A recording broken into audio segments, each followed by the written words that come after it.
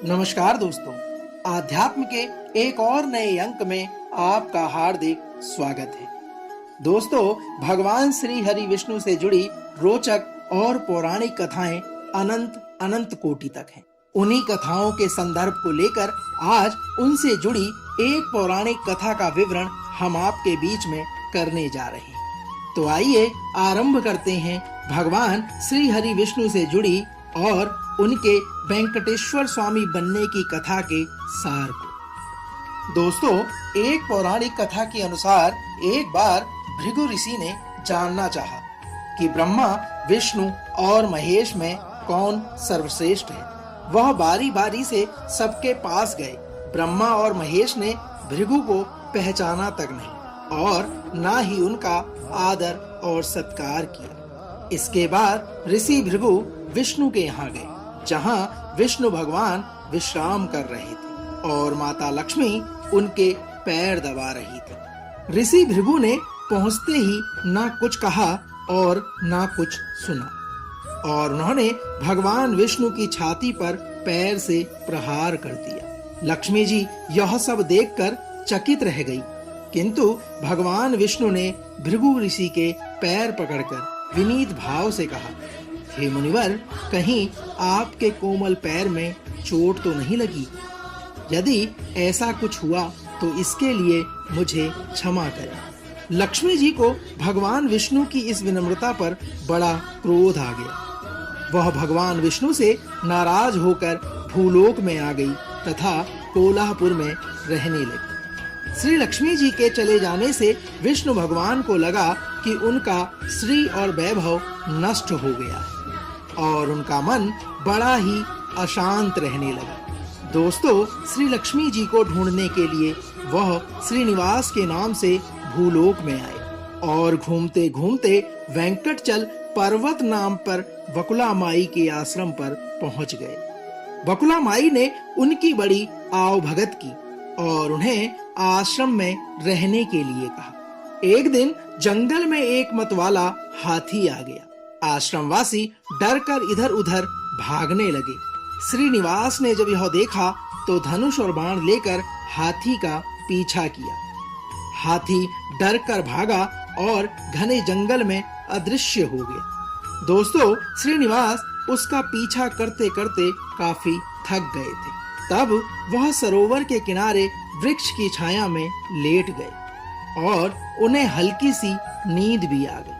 थोड़ी देर में शोर सुनकर वह जब जागे तो देखा कि 4-6 युवतियां उन्हें घेरे खड़ी हैं। श्रीनिवास को जागा हुआ देखकर वे डपट कर बोली, यह हमारी राजकुमारी पद्मावती का सुरक्षित उपवन है और यहाँ पुरुषों का आना मना है। तुम यहाँ कैसे और क्यों आए? जब श्रीनिवास कुछ जवाब देते, इससे पहले ही उनकी दृष्टि वृक्ष की ओर से झांकती राजकुमारी की ओर गई और श्रीनिवास पद्मावती को एकटक देखते रह गए। थोड़ा संयत होकर कहा, देवियों, मुझे पता नहीं था। मैं शिकार का पीछा करता हुआ यहाँ पर आ गया। श्रीनिवास ने आगे कहा कि थक जाने पर मुझे नींद आ गई, इसलिए मुझे क्षमा प्रदान करें। दोस्तों, श्रीनिवास आश्रम में तो लौट आए, किंतु बड़े उदास रहने लगे। एक दिन बकुला माई ने बड़े प्यार से उनकी उदासी का कारण पूछा तो श्रीनिवास ने पद्मावती से भेंट होने की सारी कहानी कह सुनाई और फिर कहा कि वह उसके बिना नहीं रह सकती। श्रीनिवास के इस प्रकार के वचन कहने पर बकुला माई ने कहा, बेटा, ऐसा सपना मत देख। कहाँ वह प्रतापी चोल नरेश आकाश राज की बेटी और कहाँ तुम आश्रम में पलने वाले एक कुल गोत्रहीन युवक। भगवान श्रीनिवास बोले, हे माँ, एक उपाय है, तुम मेरा साथ दो तो सब संभव है। तब बकुला माई ने श्रीनिवास का सच्चा प्यार देखकर हाँ कर दी।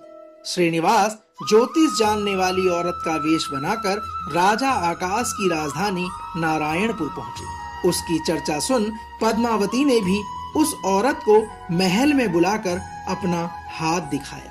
तब राजकुमारी की हस्त रेखा को देखकर वह बोली, हे राजकुमारी, कुछ दिन पहले तुम्हारी भेंट तुम्हारे सुरक्षित उद्यान में किसी युवक से हुई थी।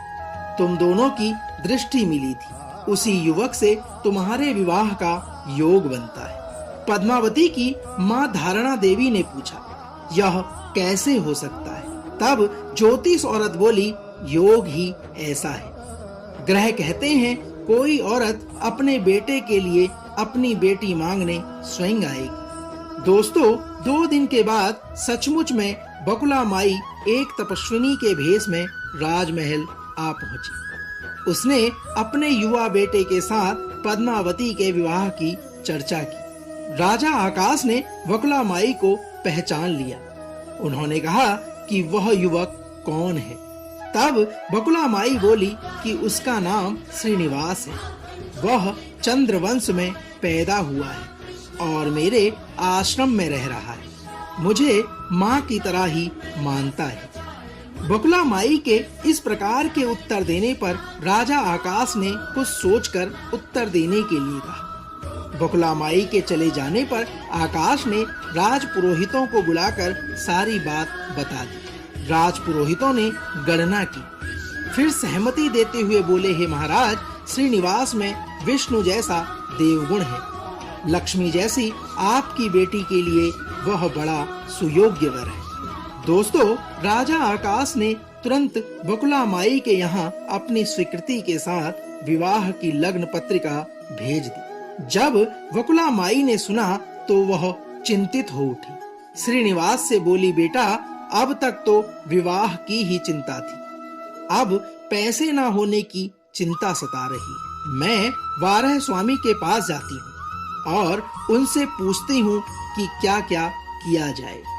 साथियों, बकुला माई श्रीनिवास को लेकर वराह स्वामी के पास गई और श्रीनिवास के विवाह के लिए धन की समस्या बताई। तब वराह स्वामी ने 8 दिक्पालों इंद्र, कुबेर, ब्रह्मा, शंकर आदि देवताओं को अपने आश्रम में बुलवाया और फिर श्रीनिवास को बुलाकर कहा कि तुम स्वयं इन्हें अपनी समस्या बताओ। तब श्रीनिवास ने देवताओं से कहा, मैं चोल नरेश राजा आकाश की बेटी पद्मावती से विवाह करना चाहता हूँ। मेरी हैसियत राजा के अनुरूप नहीं है। मेरे पास कोई धन भी नहीं है। आप मुझे बताने का कष्ट करें कि मैं क्या करूं। तब इंद्र ने कुबेर से कहा, कुबेर, इस काम के लिए तुम श्रीनिवास को ऋण दे दो। तब कुबेर ने कहा, ऋण तो मैं दे दूंगा, किंतु यह उसे वापस कब करेंगे और कैसे करेंगे, इसका निर्णय यहीं पर हो जाना चाहिए।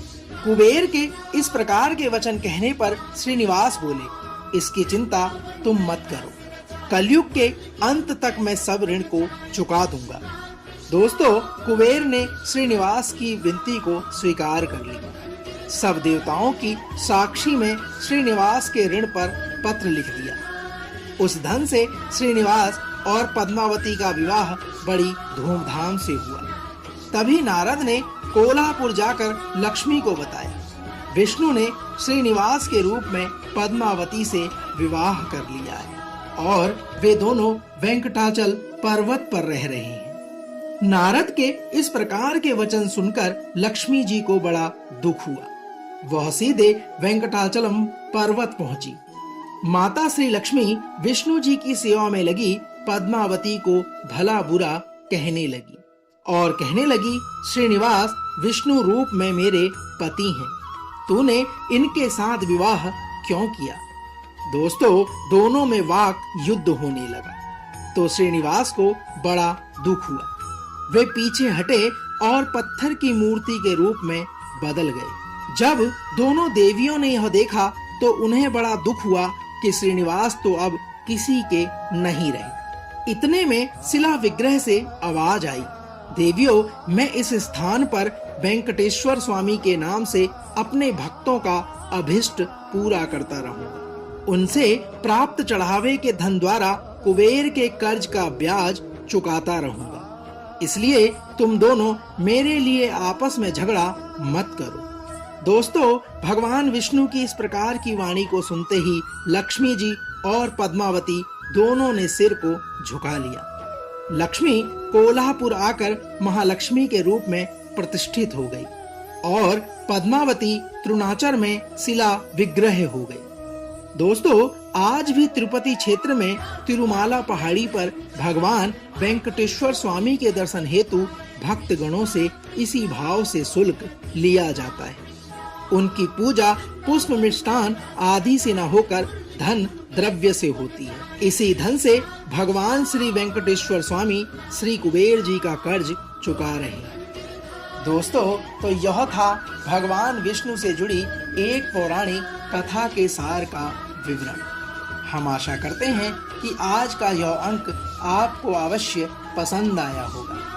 कल एक और नए अंक के साथ फिर आपसे होगी मुलाकात। तब तक जय श्री हरि विष्णु।